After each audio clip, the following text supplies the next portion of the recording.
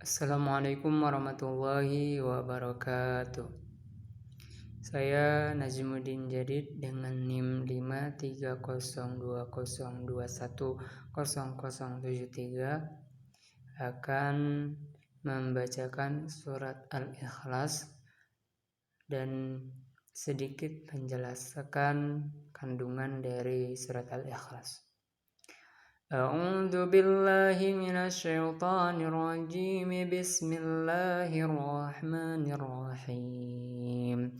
Qul huwallahu ahad, Allahus samad, lam yalid wa lam yulad wa lam yakul lahu kufuwan ahad. Shadaqallahul azim. Surat Al-Ikhlas ini diturunkan berkenaan tentang ketika itu para musyrikin Quraisy bertanya tentang Tuhannya Nabi Muhammad SAW. Karena dulu mereka menganggap bahwa Tuhan mereka tuh berhala yang mereka ciptakan sendiri. Mereka bertanya, apakah Tuhanmu itu terbuat dari emaskah, perakkah, atau dan lain sebagainya.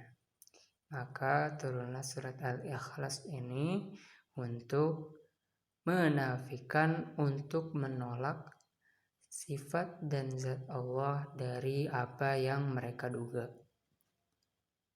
Maka surat ini pun dinamakan Al-Ikhlas, yaitu untuk mensucikan zat dan sifat Allah Subhanahu wa ta'ala. Lalu tafsiran ayat 1. Qul huwallahu ahad. Katakanlah Allah itu Maha Esa.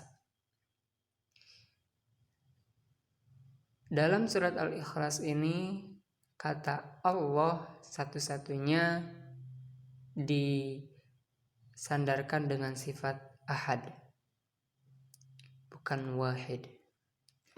Perbedaannya, kalau Allah disandingkan dengan wahid, maka itu hanya menunjukkan Maha Esa dari zatnya. Jadi tidak ada penambahan apapun. Sedangkan ahad dalam surat Al-Ikhlas ini menunjukkan bahwa Allah Maha Esa dari segi makna segalanya. Allah satu-satunya Tuhan, Allah satu-satunya yang Maha Kuasa, Allah satu-satunya yang berkehendak dan lain sebagainya.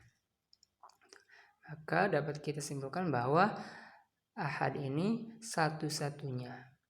Allah adalah satu-satunya, tiada duanya, tiada tiganya, bahkan tidak mungkin tidak ada. Kemudian ayat kedua, Allahus samad. Allah as-samad. As-samad ini ada yang mengartikan sebagai padat, sangat padat sehingga tidak ada sama sekali pori-pori ataupun rongga. Maka Allah ini maha sempurna, tidak ada kurangnya, tidak ada rongga sama sekali. Dan mungkin kalau secara wujud, kalau berongga, Allah butuh makanan, butuh minuman, ataupun melahirkan. Maka Allah itu tidak berongga, maha sempurna. Sedangkan ada yang berpendapat bahwa as-samad ini, yang paling masyhur pendapatnya ini, adalah tempat bergantung segala sesuatu atau tempat berharapnya segala sesuatu. Lalu kita sebagai makhluk tentu hanya kepada Allah kita berdoa, kita berharap. Dan Allah yang hanya bisa menolong kita. Kemudian ayat ketiga, lam yalid wa lam yulad.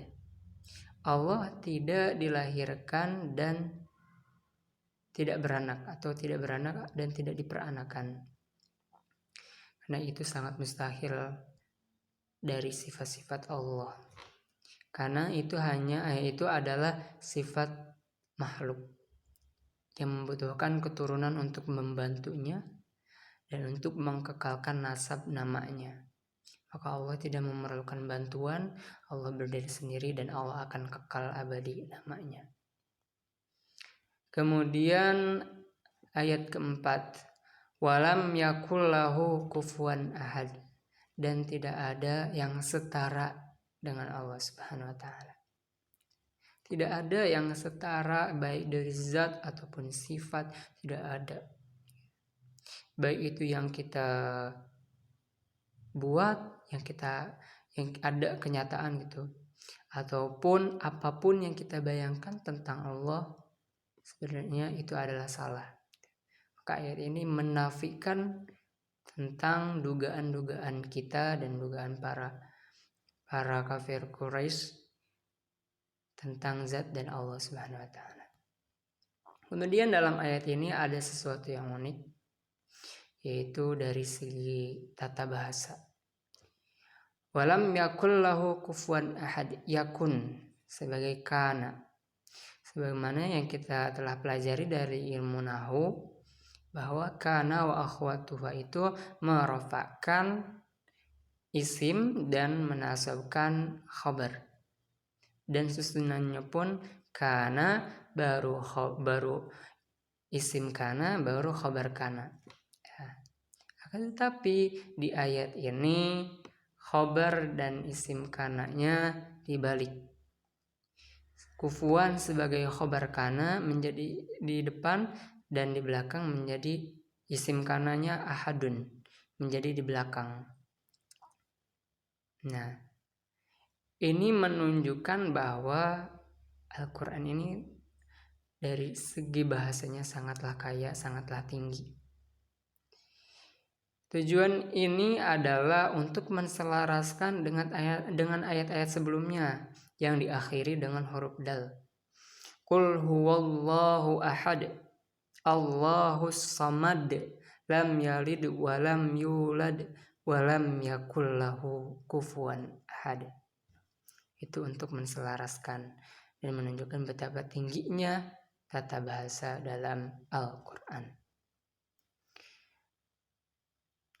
Mungkin yang kita dapat simpulkan bahwa surat ini itu ditunjukkan untuk menafikan dugaan-dugaan kafir Quraisy ataupun dugaan kita pun tentang sifat dan zat Allah. Tuh, Allah satu-satunya yang maha kuasa, satu-satunya yang tidak akan rusak, tidak akan mati dan lain sebagainya. Tuh. Mungkin sekian yang dapat saya jelaskan. Mohon maaf bila saya sadari bahwa masih banyak sekali kekurangan dari penjelasan ini, maka saya mohon maaf. Wal akhir, wassalamualaikum warahmatullahi wabarakatuh.